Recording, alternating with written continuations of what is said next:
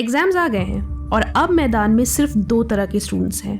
एक जिन्होंने syllabus complete कर लिया, एटलीस्ट एक रिवीजन भी डन है, ये कॉन्फिडेंट है और जंग के लिए तैयार।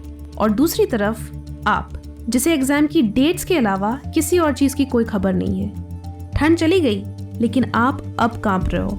क्यों? क्यों में नहीं पढ़ते, इसके बजाय क्या करना है उस पर ध्यान देते हैं। अगर आप भी उनमें से हो जिन्हें बहुत सारा सिलेबस फिनिश करना है और मेक श्योर करना है कि ये सब कुछ एग्जाम डेट तक याद रहे, तो इस वीडियो को पूरा देखना। ये टेक्निक्स आपको पढ़ने के लिए मोटिवेट करेंगी और आपकी स्पीड को भी इम्प्रूव करेंगी, जिससे आप कम टाइम में मैक्सिमम सिलेबस फिनिश करोगे और सब कुछ फाइनल डे तक याद रखोगे। लेकिन इससे पहले कि मैं आपको वो टेक्निक्स बताऊं, जल्दी से चैनल को सब्सक्राइब करो और नोटिफिकेशन बेल भी ऑन कर लो सो दैट आप ऐसे स्पेशल वीडियोस मिस ना करें। And now let's begin. Number 1. Start with questions. I think keeping things simple is the best trick ever. अगर आपके लिए पढ़ाई शुरू करना सबसे डिफिकल्ट हो या आपको समझ नहीं आता कि क्या पढ़ना है और क्या स्किप करना है, then refer the questions given at the end of each chapter. इसमें अगर इसी टॉपिक से जुड़े प्रीवियस ईयर क्वेश्चंस भी इंक्लूडेड हो तो और भी अच्छा है। इन क्वेश्चंस के आंसर्स को पहले याद करो। अगर आपके टीचर्स ने कुछ इंपॉर्टेंट क्वेश्चंस अलग से दे रखे हैं या इंपॉर्टेंट टॉपिक स्पेसिफिकली मार्क कर रखे हैं, तो उन्हें भी प्रायोरिटाइज करो। This makes your life so much easy because आपको हर बार सब कुछ स्क्रैच से नहीं पढ़ना पड़ेगा कि आप चैप्टर की फर्स्ट लाइन से लास्ट लाइन तक सब कुछ पढ़े जा रहे हो and unnecessarily in depth studying कर रहे हो। सब्जेक्ट्स लाइक हिस्ट्री, ज्योग्राफी और टू सम एक्सटेंट बायोलॉजी भी ऐसे कवर किए जा सकते हैं। द पॉइंट इज कि इस मेथड से आपको एक अच्छी स्टार्ट मिलेगी और एक बार आपने स्टार्ट कर लिया फिर आप उसी टॉपिक की बाकी इंपॉर्टेंट चीजें भी याद कर सकते हो। Number 2, keep a rough notebook with you while studying. Basically अगर आप किसी भी चीज को जल्दी रीड करना चाहते हो एंड साथ साथ जल्दी अंडरस्टैंड भी करना चाहते हो, then active note taking is the best tip. जब भी आप कोई चैप्टर रीड कर रहे हो तो हमेशा अपने साथ एक रफ नोटबुक रखो जिसमें आप जो भी चीजें पढ़ रहे हो उसके कीवर्ड्स या मेन आइडियाज स्क्रिबल करते जा रहे हो।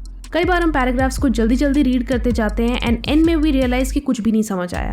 फिर आप उसे वापस 3-4 बार पढ़ते हो लेकिन तब भी आपको चीजें फेंटली समझ आती है।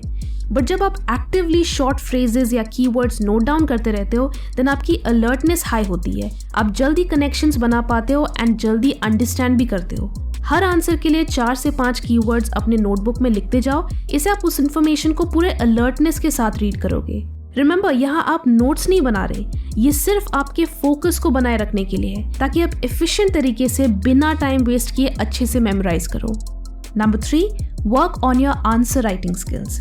एक चैलेंज जो मेजॉरिटी ऑफ स्टूडेंट्स फेस करते हैं वो है खुद से आंसर्स लिखना, यानी अपने थॉट्स को अच्छे से एक्सप्रेस करना। इनिशियली जब हम स्कूल में होते हैं तो all we have to do is जो भी टीचर ने आंसर्स लिखाए हैं या जो बुक में आंसर्स अवेलेबल है उन्हें वर्ड बाय वर्ड याद कर लो और एग्जाम में फुल मार्क्स मिल जाते हैं। लेकिन जब आप हायर क्लासेस में या कॉलेज में आते हो, then you have to write answers on your own and खुद से आंसर्स फॉर्म करना कैन बी अ स्ट्रगल। चाहे वो ऐसे राइटिंग हो या long answers, writing skills are very crucial. Even in competitive exams like UPSC Civil Services, answer writing holds maximum weightage.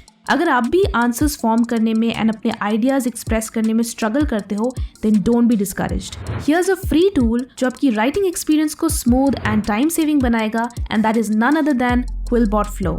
Simple है, आपको जिस भी टॉपिक पर एसे, ब्लॉग या रिसर्च पेपर लिखना हो, आप बस यहाँ टाइप करो और क्विलबॉट फ्लो आपको फटाफट से उसी टॉपिक पर एक आउटलाइन बनाकर देगा। कितने स्टूडेंट्स इनफैक्ट प्रोफेशनल राइटर्स ऐसे हैं जो सिर्फ स्टार्ट करने में ही स्ट्रगल करते हैं। एज स्टूडेंट्स क्योंकि हमारी वो आदत नहीं होती टू थिंक एंड राइट, तो आपको यही नहीं पता होता कि टॉपिक को कैसे अप्रोच करना है, क्या पॉइंटर्स कवर करने हैं, कैसे आंसर को स्ट्रक्चर करना है। तो क्विलबॉट फ्लो के थ्रू आपको अपने आंसर्स का एक बेसिक स्ट्रक्चर मिल जाता है, तो फिर आपको इसी चीज के लिए अलग से टाइम वेस्ट नहीं करना पड़ता। यहाँ नीचे सजेस्ट टेक्स्ट का भी ऑप्शन है जिससे आपको इन हेडर्स को फिल करने के लिए और नए आइडियाज भी मिलते हैं। ये टूल्स बहुत ही हेल्पफुल है to broaden your perspective and help you think outside the box. Right side में रिसर्च टैब है जहां आप उस टॉपिक से रिलेटेड आर्टिकल्स और रिसर्च पेपर्स देख सकते हो to get relevant data and content for your essay. फिर उन्हें साइट करके क्रेडिट भी दे सकते हो। इसमें और भी कई फीचर्स हैं लाइक पैराफ्रेजिंग, ग्रामर चेक और स्पेल चेक जो आपके मटेरियल को एरर प्रूफ बनाने में हेल्प करेंगे। क्विलबॉट के क्रोम और MS वर्ड एक्सटेंशंस भी अवेलेबल हैं, तो इसे आप सिर्फ एकेडमिक्स के लिए ही नहीं बट डेली राइटिंग नीड्स जैसे प्रोफेशनल ईमेल राइटिंग या कंटेंट क्रिएशन के लिए भी यूज कर सकते हो। Remember, writing is a skill and just like any other skill आप इसे राइट, प्रैक्टिस एंड गाइडेंस से इम्प्रूव कर सकते हो। तो क्विलबॉट फ्लो के थ्रू आपको सही गाइडेंस मिलेगी एंड आपकी राइटिंग स्किल्स की बहुत अच्छी प्रैक्टिस भी होगी। नॉट टू मेंशन ये काफी टाइम सेविंग भी है। मैंने क्विलबॉट फ्लो का link description and pin comment में ऐड कर दिया है। आप वहां इसका फ्री वर्जन चेकआउट कर सकते हो and you can also buy the premium version using our exclusive code FUNNATUBE for 20% off on their annual subscription. Now coming back to the video. Number 3, try to get most of your work done during daytime. Day time से मेरा मतलब ये नहीं है कि आपको सुबह 6 बजे उठना है। डे टाइम से मेरा मतलब है कि आपको सनसेट से पहले का मैक्सिमम टाइम यूटिलाइज करना है। इस टाइम फ्रेम के अंदर आपको अपने दिन की most important and most valuable task finish करने हैं। यूजुअली हमें ये आदत होती है कि हम सुबह अपनी चीजें आराम से करते हैं, एकदम रिलैक्स्ड एंड कंफर्टेबल तरीके से, ये सोचकर कि अभी तो पूरा दिन बचा है। बट जैसे जैसे रात होती है हमारे stress levels and anxiety levels बढ़ने लगते हैं कि क्या ये आज हो पाएगा, कहीं आज का भी दिन वेस्ट ना हो जाए। इससे आपका फर्स्ट हाफ तो मजे में जाता है लेकिन सेकंड हाफ में वाट लग जाती है। एक तरफ तो आपको अपनी स्पीड भी बढ़ानी होती है एंड दूसरी तरफ आपको टेंशन भी होती है कि कैसे सब कुछ फिनिश होगा। If you agree, hit the like button. So अगर आपको एफिशिएंटली पढ़ना है और जल्दी पढ़ना है then the best thing is to utilize the first half of the day. When you know कि आपको 6 बजे से पहले अपने टास्क फिनिश करने हैं देन ये आपके अंदर एक सेंस ऑफ अर्जेंसी लाएगा कि मुझे ये चीजें शाम होने से पहले खत्म करनी है, so I can not afford to be lazy और procrastinate. The other thing is trigger interest. I think एक important factor जो studies के लिए सबसे ज़रूरी है लेकिन जो completely ignore किया जाता है वो है interest. Suppose आप सुबह सुबह पढ़ने बैठ रहे हो एंड दिन की शुरुआत सबसे डिफिकल्ट एंड सबसे बोरिंग सब्जेक्ट से हो रही है, then you can only imagine कि आपको कितनी एनर्जी उस पर फोकस करने में एंड उसे टॉलरेट करने में लगानी होगी। प्लस आपके कंप्लीट लैक ऑफ इंटरेस्ट की वजह से वो काम और भी धीरे धीरे होगा।